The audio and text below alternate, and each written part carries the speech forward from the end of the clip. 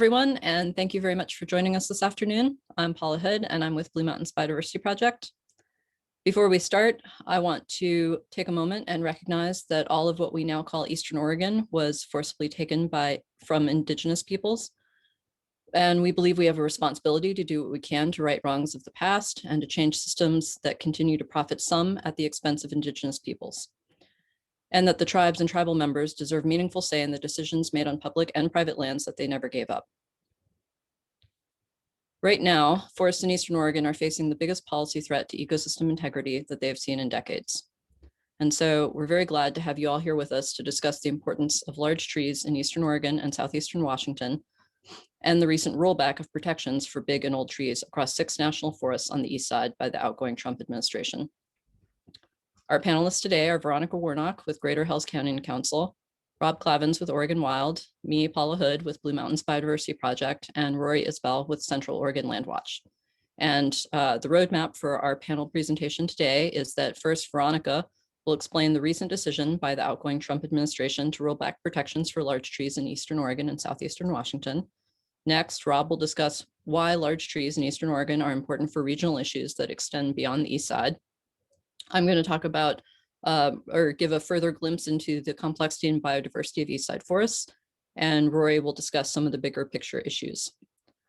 We've set aside some time for questions and discussion at the end after all of the presentations, and you can type questions into the chat box throughout the presentations, and the moderator will ask them during the Q&A at the end. I'm going to ask that everyone make sure that you are on mute during the presentations, and with that, I'm going to give the floor to Veronica from Greater Hells Canyon Council. Thanks, Paula, and welcome everyone. Yes, I'm Veronica. I'm the Conservation Director with GHCC. I've served in this role for over 8 years now. My organization, though, has been defending the screens since they were adopted. There are many old growth forests in the region where the trees are covered in black paint from past timber sales that we successfully stopped. Those trees, unfortunately, are once again under threat, and that's what I'm going to be talking about today. But before I talk about the recent decision to amend the eastside screens and how it changed management direction for this region, I'm going to give a brief overview of what the screens are and how they came into being. So what are the screens and why were they adopted? And to answer that question, we have to go back to the 1990s and the court fight to protect old growth and spotted owl on the west side of Oregon and Washington. And yeah, feel free to go to the next slide.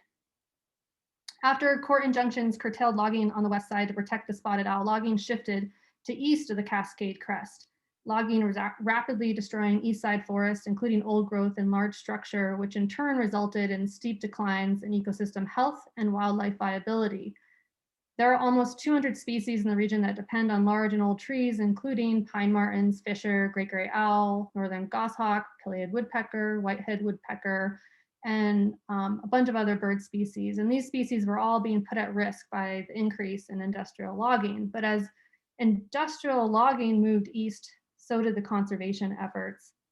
And in March of 1993, NRDC filed a petition asking the Forest Service to stop all logging of mature and old growth forest on the east side. And then a month later, an independent science panel convened by Congress, the Eastside Forest Scientific Society panel, issued a report. And this picture that you're looking at is the cover of that report. And it shows that area east of the Cascade Crest in Oregon and Washington in the national forests. So in that report, the authors called for a timeout to these destructive activities. Specifically, they were recommended an immediate halt to all eastside logging and road building within riparian areas, to livestock grazing near streams, to road building and other activities within remaining roadless areas with ecological significance or larger than 1,000 acres. And they also recommended that all old growth forests and individual trees older than 150 years and larger than 19 inches in diameter be protected.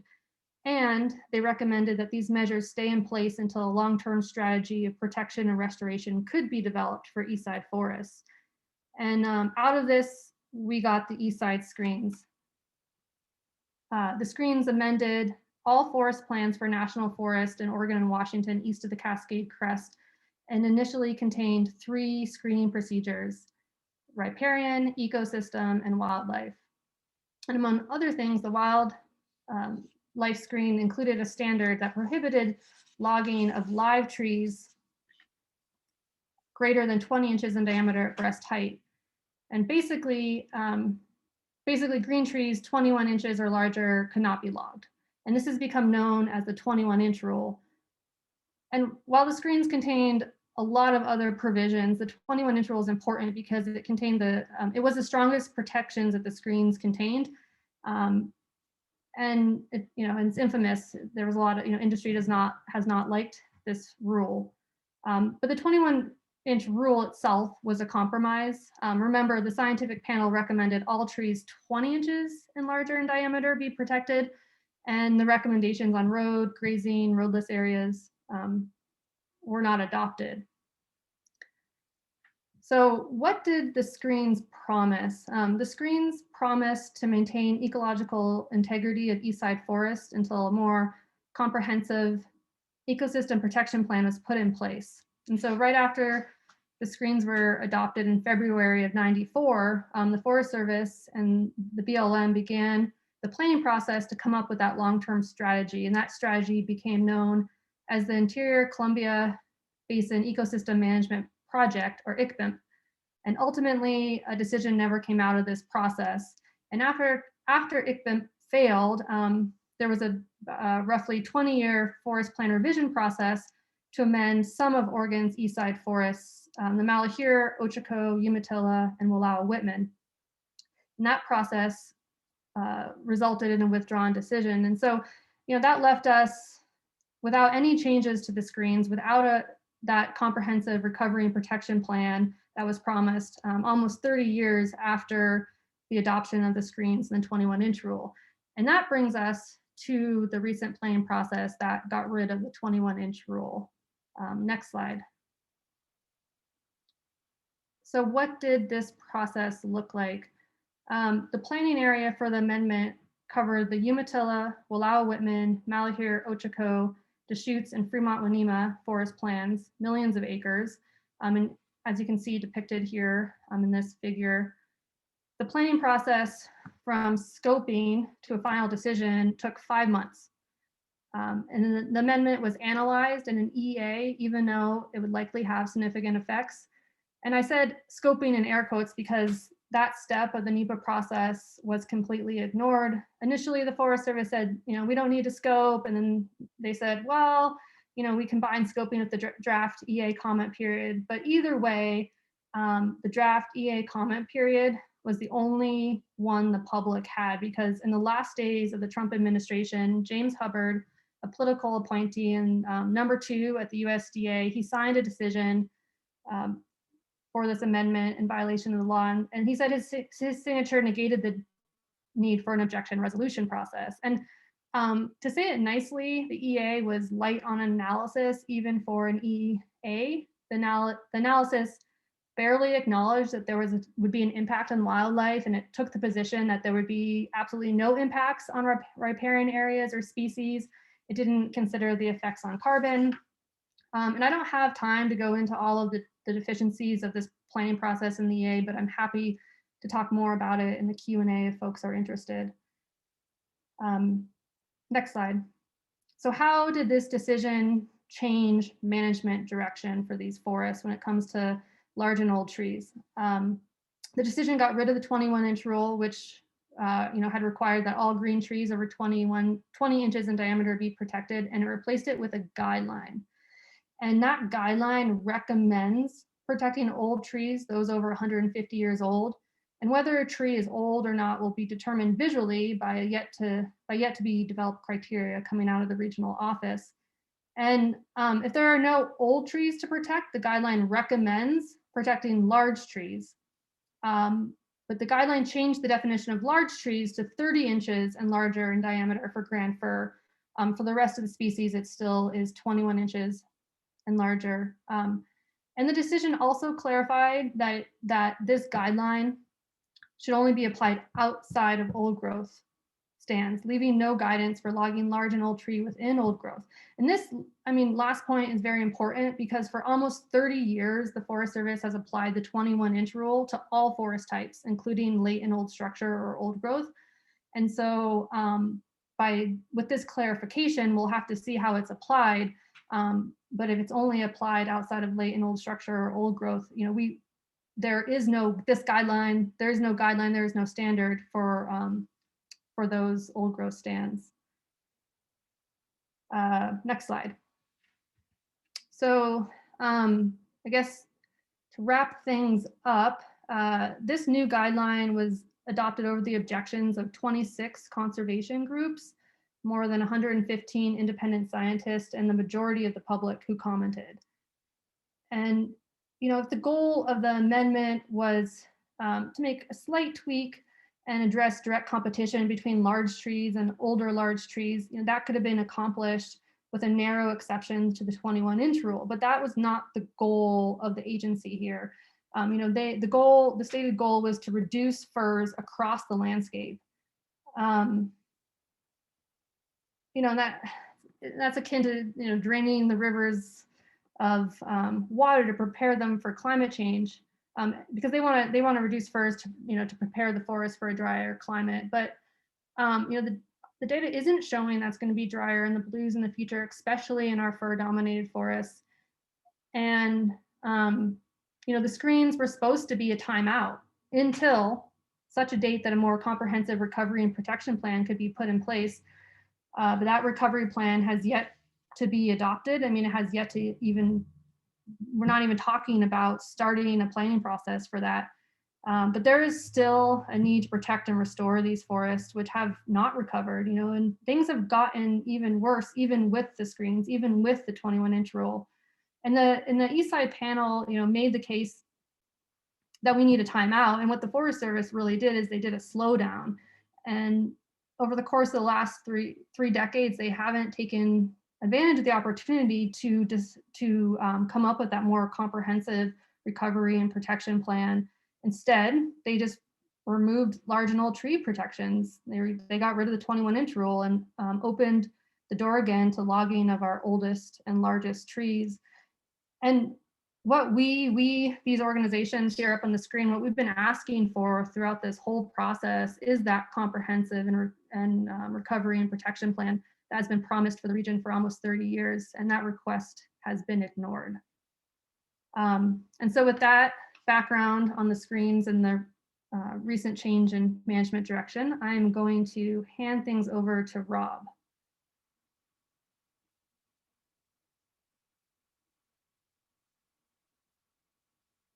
Okay, and I'm just getting my screen up, I hope. And hopefully you can see a slide with no text, is that right? Yeah, looks good. Great. Yeah, well, thanks, Veronica. So I'm the Northeast Oregon field coordinator for Oregon Wild, and I'm based outside of Enterprise, where my wife and I also own and operate a bed and breakfast and working farm. We live in the homeland of the Nimiipuu or Nez Perce, who have been here since time immemorial and no less than 16,000 years.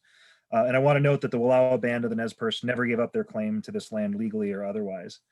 As Paula is going to talk about later, Eastern Oregon is a surprisingly diverse place, and we feel really lucky to be able to live in such a beautiful landscape where we can see just from our own front deck the edge of the Eagle Cap Wilderness, the edge of the Zumwalt Prairie, and the Seven Devils Mountains that make up the backside of Hell's Canyon.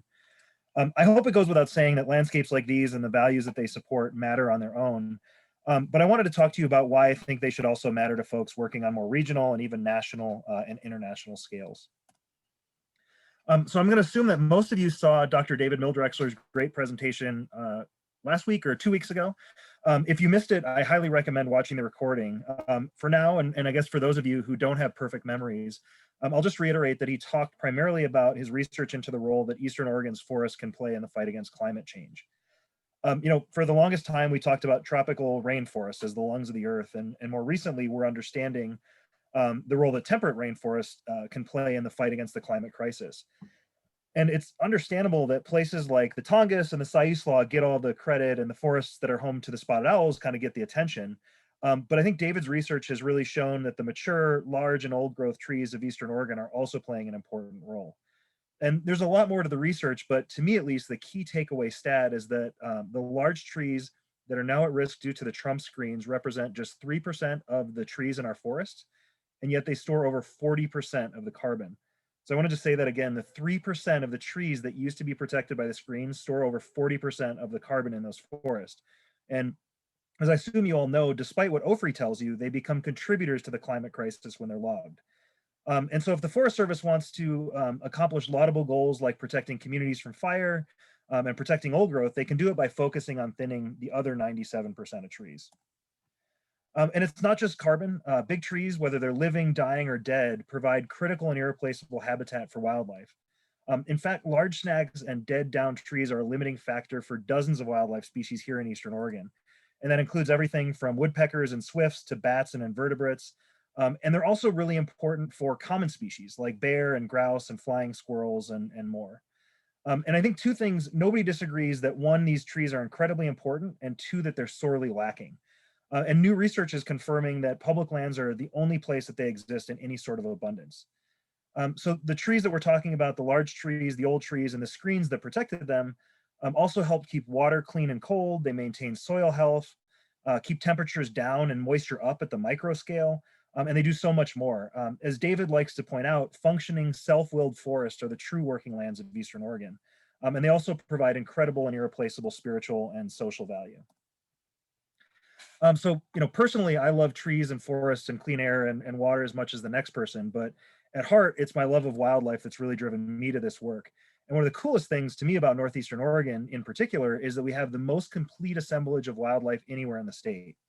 Outside of grizzly bear, jackrabbits, and maybe fisher, there are very few of the big critters that are missing. We've got moose, we've got lynx, we've got wolves, the state's only known wolverine, and there are people that would argue that there's still fisher and grizzlies here. And then we've even got a feral herd of bison that are running around.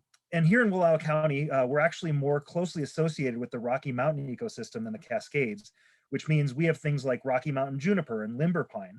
And so if you look at the famous Y2Y corridor on the left, you'll note that the little blob into Oregon, that's the Wallowas. It's the gateway between these two major landscapes and continues on through the forests of Eastern Oregon as a connectivity corridor of continental importance. So if you want wolverine back in the Cascades or any number of other species to be able to migrate and move in an era of climate change and increasing development, and during an extinction crisis, you need these connectivity corridors. And the forested corridors between the Wallowas, the Northern Blues, down to and through the Ochoco is really the only forested corridor south of the Columbia with its freeways and trains and big water. And you'll notice that some of those corridors are very narrow and unprotected, which is to say, in short, that they're fragile. And if we want connectivity between the Rockies and the Cascades and the Siskiyous and the coast and places beyond, these forests are it. The other thing that I think it's really important for folks to know and appreciate is that Eastern Oregon has become a testing ground for a lot of really bad ideas. In fact, some of them were even put together into a mashup that they called the Eastside strategy. Those really bad ideas are, wrapped up in nice language that you're all familiar with, like increasing the pace and scale of restoration, which I think most of you know is industry speak for logging more, logging bigger, and logging faster. Occasionally there's now a rhetorical shout out to the pace, scale, and quality of logging. But the only measures of success that we've seen seriously used is how much timber volume was taken off of how many acres and how quickly. And that's just really a return to the bad old days.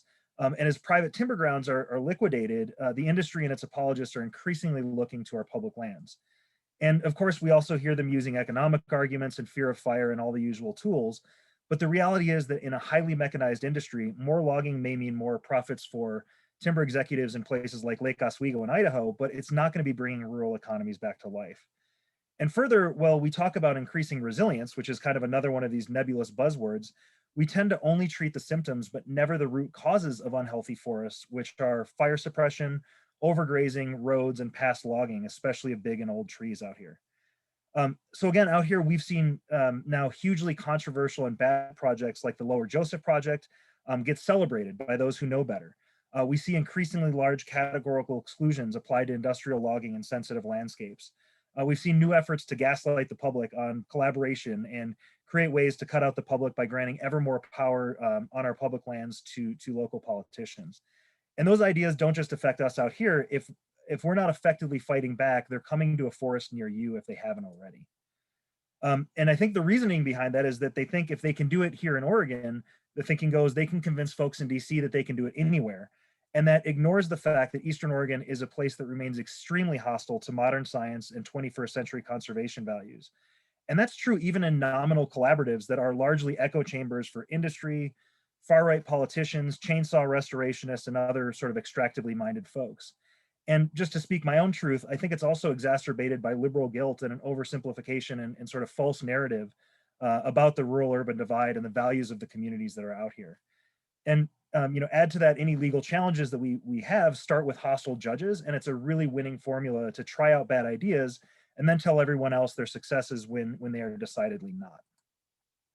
So again, even if you don't care about the values of Eastern Oregon for their own merits, and I doubt that's the case, what I hope you take away from this is that if we're going to address the dual climate and biodiversity crises locally, regionally, and nationally, we need to start giving the forests of Eastern Oregon more attention.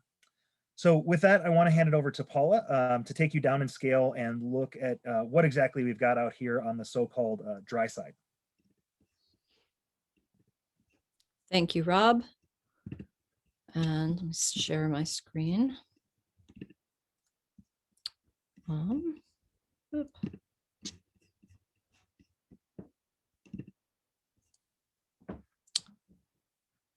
So as I mentioned, my name is Paula Hood. I use she, her pronouns, and I'm co-director of Blue Mountains Biodiversity Project. We're a small grassroots nonprofit that works to protect and restore the natural ecosystems of the Blue Mountains and Eastern Oregon Cascades on the Deschutes, Ochako, Malheur, and Umatilla National Forests. And field surveying is the backbone of the work that we do, and we field survey all the major timber sales in our work area.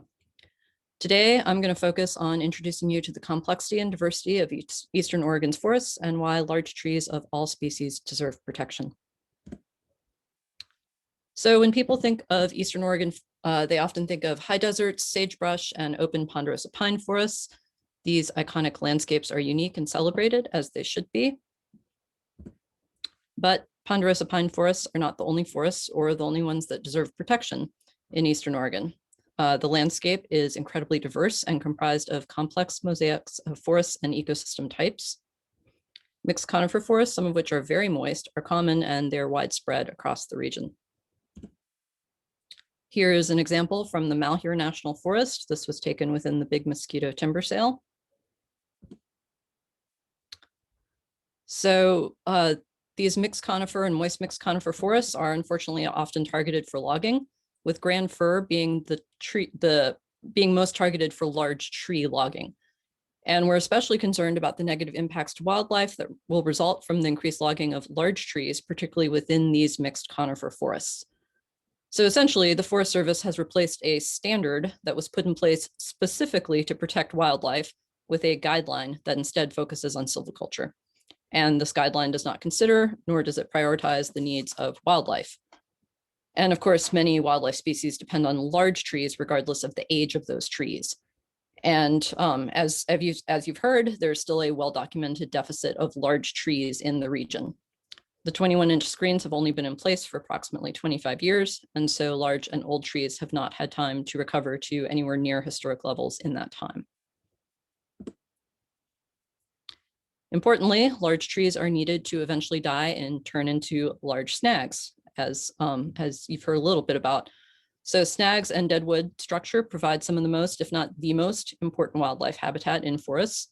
And we hold that logging of these large trees will make the ongoing deficit of both living and dead large trees much, much worse. As mentioned, grand firs are the tree species most targeted for large tree logging by the Forest Service. In relation to wildlife habitat, grand fir are often criticized by the agency for their short life cycles and relatively fast decay. However, this regular and more important influx of dead wood that grand fir provide into the system is very important for helping to ameliorate the deficit of dead wood for wildlife habitat.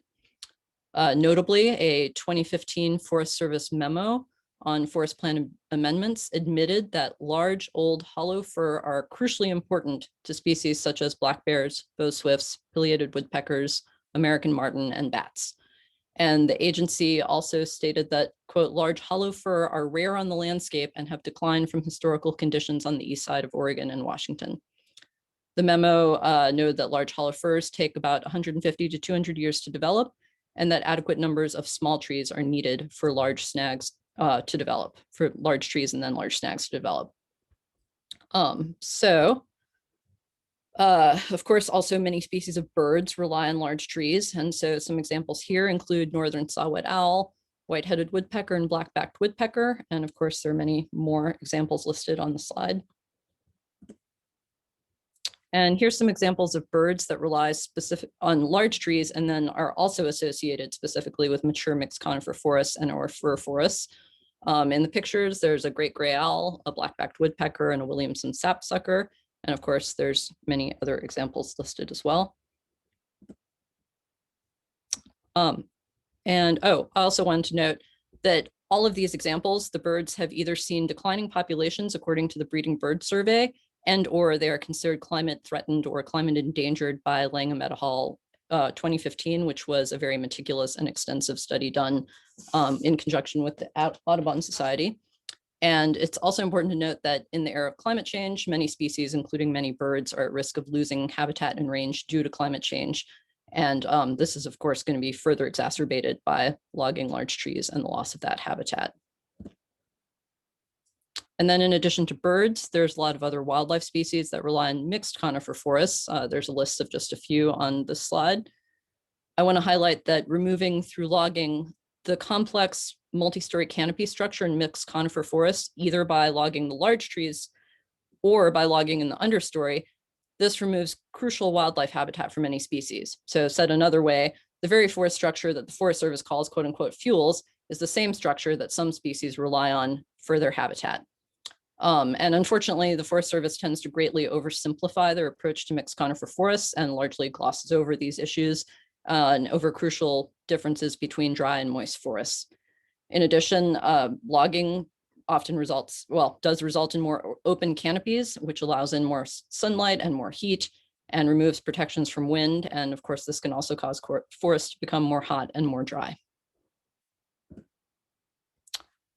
So instead of engaging in larger ecosystem planning with a holistic view, the Forest Service is narrowly focusing on prioritizing tree species composition as an overarching goal. And rather than focusing on wildlife or other key ecosystem values and components. Mixed conifer forests have become increasingly targeted for heavy logging by the Forest Service in recent years, and this includes logging of large fir and to a lesser extent, sometimes large ponderosa pines. And so I just want to take a second to clarify that the logging of large trees has been happening right along in a piecemeal fashion, basically since the screens were implemented in the mid-90s. The Forest Service has repeatedly attempted to avoid the east side screens protections by illegally using what they call site-specific forest plan amendments. In 2014, in the Snow Basin court case, the court ruled against this practice and the way that the agency was using this loophole. Unfortunately, some Forest Service districts have continued to inappropriately and illegally continue this practice. So, and then the mixed conifer forests targeted for logging often include old, moist forest riparian habitats, and those that have never been logged or only minimally logged in the past. Forests targeted for logging often are providing some of the best and sometimes the only remaining large tree structure and high quality wildlife habitat in those areas.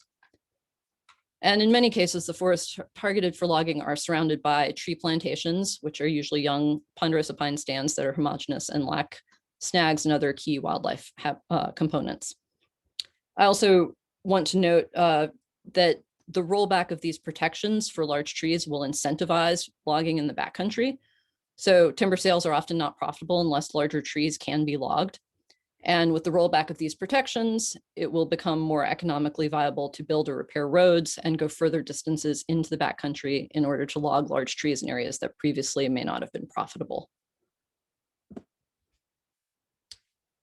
Before wrapping up, I want to briefly mention a couple of examples of timber sale case studies that include large tree logging. So the Crow timber sale, recently proposed on the Malheur National Forest, includes logging of large trees on approximately 8,000 acres, and then also includes logging of ponderosa pine trees proposed on 3,000 of those acres. This illustrates that while the agency focuses its outward public messaging on logging large fir, they will also clearly be targeting large ponderosa pines. Another example I want to mention is the series of back-to-back timber sales in the Middle Fork of the John Day River watershed. Taken together, the Austin, Big Mosquito, Camp Lick, Ragged Ruby, and Magoon timber sales have over 49,900 acres of commercial logging in recent, current, and proposed projects. And so that's not a project area, that's commercial logging area. All of these sales have been proposed within the past 7 years. And all but one of these sales includes large tree logging, and several of them include thinning within streamside riparian habitat conservation areas. Yet, the Forest Service failed to conduct basic cumulative impacts analyses for species such as bull trout and mid-Columbia River steelhead, which are listed as threatened under the ESA. Also, Freedom of Information Act data that BMBP obtained showed that many of the streams within these sales have substantially higher stream temperatures compared to what the Forest Service has reported in their timber sale analyses and NEPA documents. And this lack of accountability and ignoring crucial problematic issues does not bode well for the future under these new Trump screens. It doesn't bode well for the effects on the ground due to the rollback of protections of large trees or from loosening the requirements for accountability or oversight from the agency. And make no mistake, logging in Eastern Oregon is widespread on the landscape. And so these issues have large landscape scale implications. So here you can see that the timber sale, timber sale projects in the Malheur National Forest. The cross hatching depicts NEPA decisions that have already been signed. And then other colors show proposed sales proposed in 2019 to through 2023 and beyond. And also just want to note that when this map was made in 2019, 37% of the Malheur National Forest was under current signed NEPA decisions. And so sales since then, 2019 through 2023 and beyond, markedly increased that already extremely large figure. And it basically covers the Malheur besides the wilderness areas. Here, similarly, you can see that the Wallowa-Whitman planting areas outside of the Eagle Cap Wilderness is generally covered by recent, current, or future planting areas for timber sales. So this is the Wallowa-Whitman National Forest. So just to wrap up, the Forest Service has not provided any evidence that increased logging of large trees will benefit wildlife, or that it will mimic the natural processes that forests depend upon, or even that it will result in the forest conditions that the agency claims. The agency's insistence on having this overriding and narrow focus on tree species composition at the expense of large trees, key wildlife habitat, jeopardizes numerous at-risk and imperiled species, as well as terrestrial and aquatic connectivity, water quality, soils, carbon storage, and more. And I want to leave you with just a couple of take-home messages. One is that not all forests in Eastern Oregon are open park-like ponderosa pine forests. There are complex and diverse forests on the east side, some of which are very, very moist. And also that because there's still a very clear widespread deficit of large trees, every large tree out there is important on the landscape right now. And so they need to be protected rather than logged. And with that, I'm going to give the floor over to Rory. Thanks, Paula. I will work on sharing my screen as well here.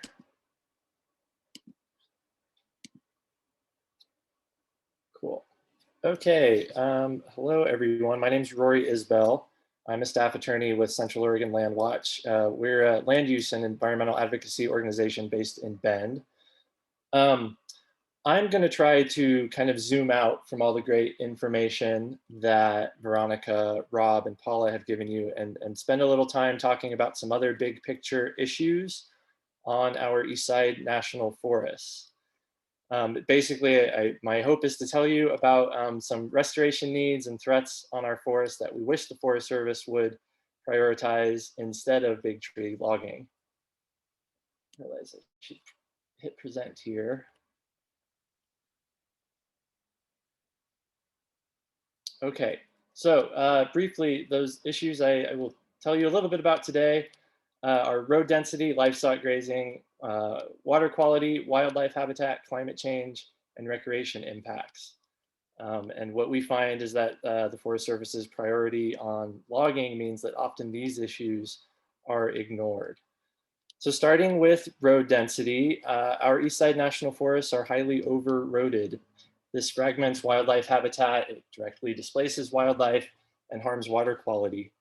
The agency's 2005 travel management rule does require forests to develop travel management plans and produce motor vehicle use maps that designate which roads on the ground are open and which are closed. This photo you see in this slide is the Malheur National Forest. It shows you, one, the huge density of open roads, but I also want to point out something that I've learned recently from Rob and Veronica and Paula, is that the Malheur and the Wallowa Whitman are the only two forests in the country that are yet to comply with that 2005 travel management rule. They've not adopted travel management plans. So what that means is this network of red roads you see on the Malheur is only part of the story, and that without a travel management plan, cross country and travel and motorized use of other routes not on this map still happens on those two forests. At the sort of project level, we still see problems with how forests are complying with the 2005 rule. So even where they have adopted plans and produced their maps of open and closed roads, they often don't physically close those roads on the ground. They don't take that next step to make real conditions line up with the maps. So this is an example of roads that are on paper closed, but there's no physical evidence of closure on the ground. And you can see recent vehicle tracks up and down these roads. This is in the Ochiko National Forest on the Black Mountain Project area. Also with that project, a related issue is how the agency does its analysis for road density. So on the Ochiko, the road density standard is 3 miles of road for every square mile on the ground, and that's meant to protect big game habitat. So my good friends, the Bitterbrush Broadband of the Great Old Broads for Wilderness, and shout out to Amy Stewart, I think she's on the call today, and coordinated this road survey. They went out and surveyed all the roads in this project area, and they found that 60% of roads that were administratively closed, so shown as closed on a map, were receiving use, like you see in the two pictures here. So when in a logging project like Black Mountain, when the agency seeks to show compliance with its road density standard, they'll ignore these many roads on the landscape that just because they're shown as closed on a map, they just assume aren't being used, but functionally on the ground, they're still open and receiving use, causing the project area to be out of compliance with that standard. Next issue to run by you that we're always thinking about with the health of our forests on the east side of Oregon is livestock grazing.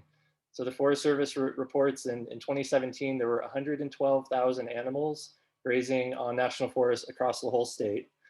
That leads to big problems. There's image you see here on the right shows you some of the riparian impacts.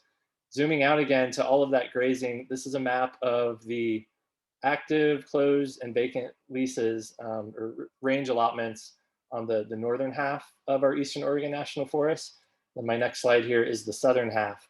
So you can see there's a few areas where allotments are vacant or closed, including on the Deschutes around Bend, and a few sort of around Eagle Cap Wilderness in the Wallowas. But predominantly, most of these allotments are active. So there's a lot of animals grazing our forest lands out here. This, of course, my slide loads, leads to riparian habitat degradation, water quality impacts, removal of forage and hiding cover for native wildlife, and the proliferation of invasive species.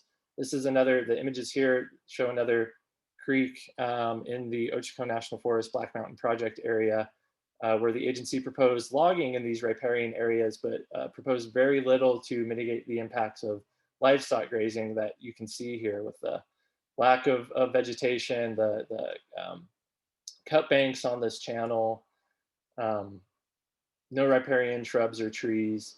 This is what happens when livestock are grazing our waterways. So all of these roads and active grazing allotments, along with timber harvest, results in big water quality problems. This is a map from the Oregon Department of Environmental Quality showing our 303D list of impaired water bodies in Eastern Oregon. You can see most of them are still impaired. Only a small few are that green color of attaining. This is a pretty direct result of all the logging, roadwork, and livestock grazing in our national forests. Most of the standards that are out of attainment leading to the impaired status are things like temperature, turbidity, dissolved oxygen. You know, again, a result of these destructive activities on our forest lands. And this, of course, results in a dire situation for our native fish species in these water bodies. I also want to point out that we have had for about 25 years the Inland Native Fish Aquatic Conservation Strategy and the Pacific Anadromous Fish Strategy in fish and pack fish. They are intended to improve water quality for the benefit of fish species on our forest lands. But you know, those policies are 25 years old. Our water quality is still poor. And I find that often those standards can be pretty squishy. For instance, you've heard from me and from Paula, commercial logging that happens in these riparian areas that is allowed under exceptions to in-fish and pack fish. The next broad issue to tell you a little bit about affecting our Eastern Oregon National Forests are impacts to wildlife and their habitat. So there are so many species and their habitat threatened in our region, including rare predators that you've heard a little bit about today, lynx, fishers, wolves, many bird species, but also some of the more common species, which I'm going to take the opportunity to just highlight one today, which is mule deer. So as you know, again, just one example, this is a map of ODFW's wildlife management units. And then on the right, if you can see our recent population estimates. And the story is across the board, a lot of these populations are declining over recent years. So I'll point out a few. The Minam unit in the Wallowa-Whitman, just next to Enterprise there. ODFW's management objective is 7,000 individual species. Most recent data indicates only 1,700. The north side unit on the Malheur, just north of John Day there, the management objective is 15,500 individuals. Most recent data indicates only about 4,000. And then the Paulina unit on the Deschutes National Forest near Bend, the management objective is 16,500 species. Most recent data indicates less than 6,000. So in my limited time, this is just one species to draw your attention to that is struggling on our Eastside National Forests. We also have big climate change impacts on these forests, shrinking snowpacks and stream flows. Rob already told you a good bit about the importance of this region for habitat connectivity. That's especially true with climate change, as to adapt to our new climate, species need to migrate between the Rockies and the Cascades. I also want to point out this questionable use of the historic range of variability that the Forest Service uses as its sort of baseline for all of these logging projects. So the idea there is looking to historic forest conditions as our restoration goal. But we aren't going to see historic climate conditions anytime soon with our changing climate. So it's almost like we're trying to restore to the wrong goal that you know, our forests will never adapt to under our new warming climate. Finally, I want to mention recreation impacts. You know, it seems especially relevant this year with increased use resulting from the pandemic. I don't want to take up too much time, but here in Central Oregon, we have a new limited entry permit system in the Central Cascades, which is good to limit entry, but it just speaks to the increased pressure from recreation users. And on the Ochoco National Forest, we're seeing a lot of spillover use as the Deschutes gets more crowded. A couple of years ago, there was a proposed off-highway vehicle system throughout the Ochocos, which luckily a coalition of organizations successfully defeated in court. But recently we see new non-motorized trail systems in the Ochocos, again, largely to capture a lot of that spillover pressure from the Deschutes. It's not limited to Central Oregon. There's other big hot spots. Rob and Veronica report to me that trailheads on the Wallowa-Whitman that used to be empty on weekdays are now full. It's hard to find a spot. So just in conclusion, you know, our Eastside National Forests face many critical threats and restoration needs. We see the agency continuing to focus on logging instead of these more critical needs. As a very current example, this is the Ochoco National Forest most recent logging project called Mill Creek. all of the blue and green are logging units, and there's lots of new road work associated with that. The main stream that runs through here, Mill Creek, is impaired on the 303D list. This is critical elk and deer habitat, and all this logging and concurrent burning as well just really destroys the habitat for deer and elk. So we see continued short shrift to these other needs on our landscape with this prioritization of logging. So thank you all for tuning in today. That's my very high level view of other threats and issues on our national forests. Now I'll pass it back to Rob to share some parting thoughts. Thank you.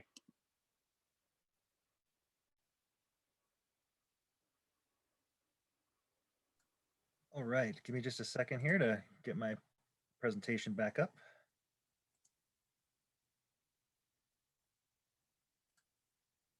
And Madeline, I can see your face. Is that showing up?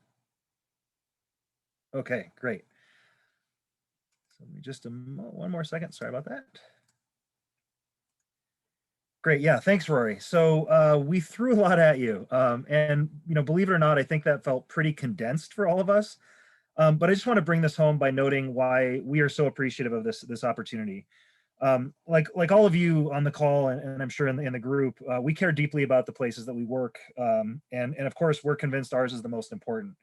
I hope we've succeeded in convincing you that we are right, and Eastern Oregon is the most important place of all.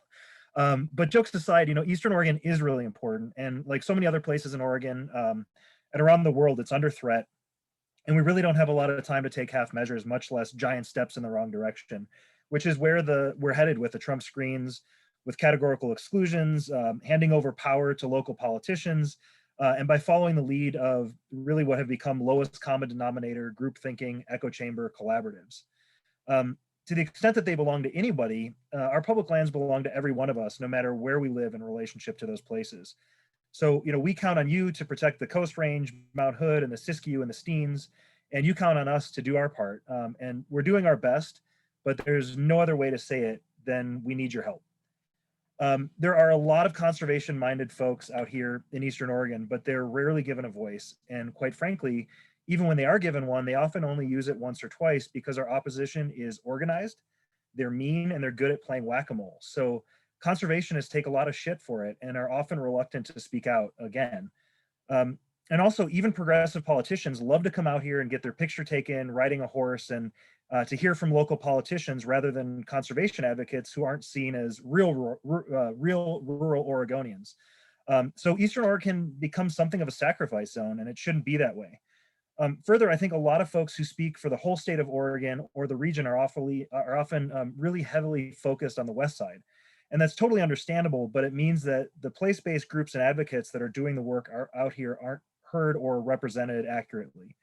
And that's the dynamic at play with the Trump screens, where a couple of very strident outlier voices are giving cover for a tremendous injustice against the efforts of over 100 independent scientists and dozens of conservation, climate, indigenous, wildlife, and other organizations.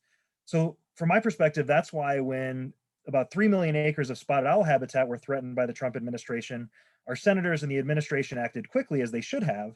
But when old growth on over 14,000 square miles in the Fremont, Wainema, Deschutes, Ochiko, Malheur, Umatilla, and Wallowa-Whitman National Forests were put at risk, it's been like pulling teeth to get them to engage. And as I mentioned, the Forest Service has tried to demonstrate some conservation support for the Trump screens, and I can count those folks on less than half the fingers I have on one hand. And so I want to show visually just how unified the conservation community is when it comes to opposition to the Trump screens, by showing some of the groups that have joined us in our asks of the administration to review and withdraw the screens. So as Paula mentioned, Eastern Oregon has plenty of sage and juniper and open dry pine forests, but there's so much more to it than that.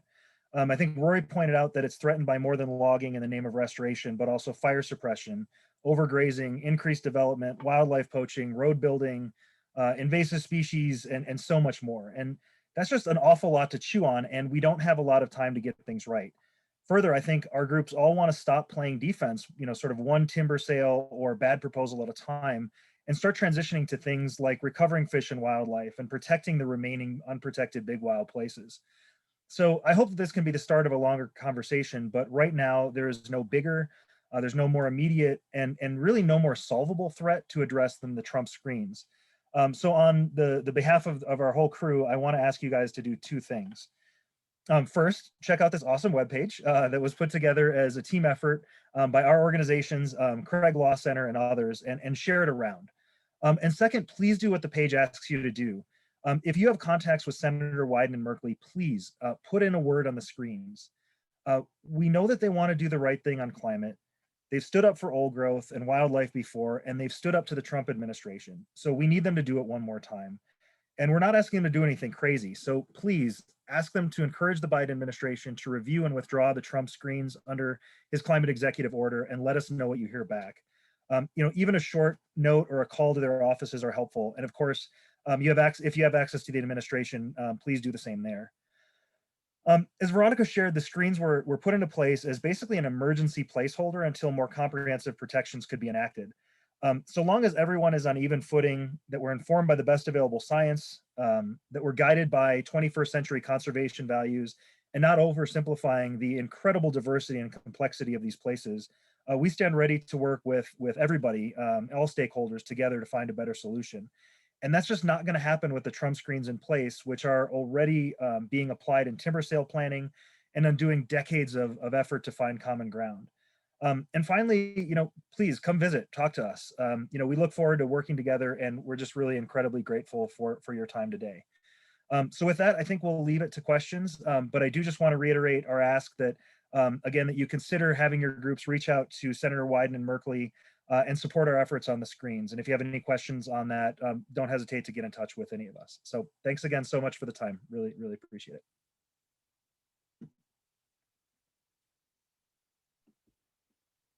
Thank you all presenters.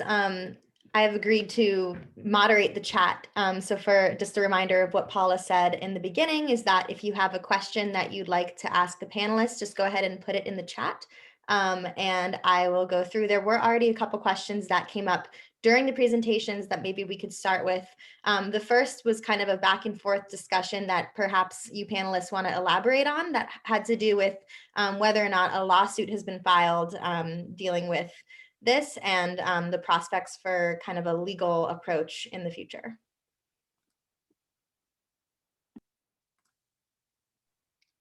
I'll start off. I know there's several groups talking about potential litigation, but no lawsuit has yet been filed. So I'm sure you can understand those that are talking about it are probably rightfully hesitant to tell you more, as it's still being debated, and we don't want to give anything away. But yeah, litigation is being considered by several of the groups that have been tracking the Eastside Screens issue. Thanks, Rory.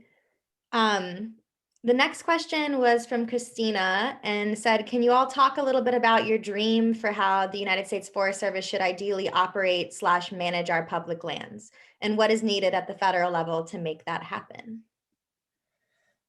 I realize I didn't unmute myself, so maybe I'll just take a crack. And I really like that question. There's a lot of things, and I have a hunch they're not specific to Eastern Oregon. And probably the first one to me is, all I want for Christmas is a fully funded agency.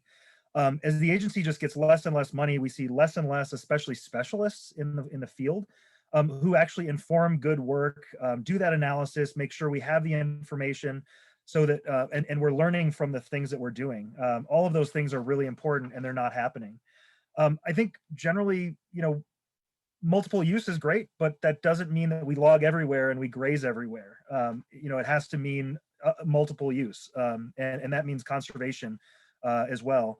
And I think another big thing, that goes along with the funding is the goals that are passed down to deciders that all ultimately make their way down to the project level are almost always timber targets and acreage targets. What if we had goals that were just important for forest supervisors, that were how many fish return to the river? Has the road density gotten closer to what it's supposed to be? How many snags are on the landscape? How much carbon is your landscape sequestering per acre? How many jobs are associated with your local national forest that aren't just extractive, but that are recreation, that are non-commercial, non-extractive restoration? I think there's a lot of those different things. And the Forest Service is just really stuck where they've been for an awfully long time. And a couple other quick just thoughts, I think, is, seeing protection and natural processes as being as important as taking things from our forests and as important as human manipulation. And even when it comes to restoration, we're always defining that as acres treated and almost always chainsaw restoration. We're always trying to treat the symptoms rather than the underlying causes, which are fire suppression, overgrazing, past mismanagement, overdevelopment. We never address those things. We just cut trees, and we never try to restore the functions. We just try to restore the state so that the Forest Service or the forest sort of looks like this snapshot in time. So that's a lot of different things, but I think underlying so much of that is really a huge piece of it is really funding a Forest Service, and a Forest Service that recognizes that their mission is not just to those of us who are lucky enough to live in the neighborhood of our forests or who have the largest number of lobbyists, but to all 330 million Americans equally, regardless of where we live. Thanks, Rob. And I would say to add to that, we have a lot of incredible roadless areas in Eastern Oregon that are not protected. We do have some wilderness, but it's a lot less compared to our neighbors in Washington and Idaho. And those roadless areas with the big W and small W, the ones that are protected, not protected, are islands. And so and as Rob talked to you guys about the importance of this area for connectivity, my dream would really to see protection for those unprotected roadless areas and restoration of the areas between them so they're not islands and they are connected. And along with that, more protection and restoration of our aquatic ecosystems. I think, when we talk about processes, large trees, old trees, and riparian areas are especially important, are the backbone of a lot of those processes that we're talking about. So protecting and restoring our riparian and aquatic areas. And that means getting cows out of those systems, pushing them back a little bit and addressing the impacts of grazing. I think part of the rural mystique and the cowboy, and we're not, we're at least having a conversation right now about logging and practices, but those conversations aren't really happening around grazing. The politics of those, I think, are even, more difficult to get a foothold into. I think, and so to achieve those, I think we really we need to start having conversations about that wider protection and restoration vision for the area. And which very much might, mean that we need some sort of legislative solution, right?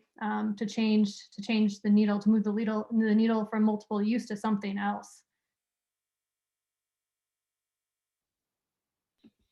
Thank you all for those really beautiful answers. It's a good way to kind of end at the top of the hour with something that's more hopeful and kind of co-collaborating on the outcome. I'll pass it back to Paula. I also want to say there's a lot of great resources in the chat, and I'm sure we'll be able to download the chat and share them with the recording of the video. But I'll pass it back to Paula since we are at the top of the hour, just to say any wrapping up pieces and to give you all final thanks for joining.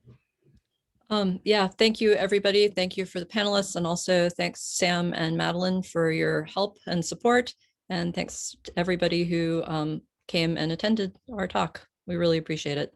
And also just a final plug for looking at the resources Rob shared and taking action and talking to your senators and representatives.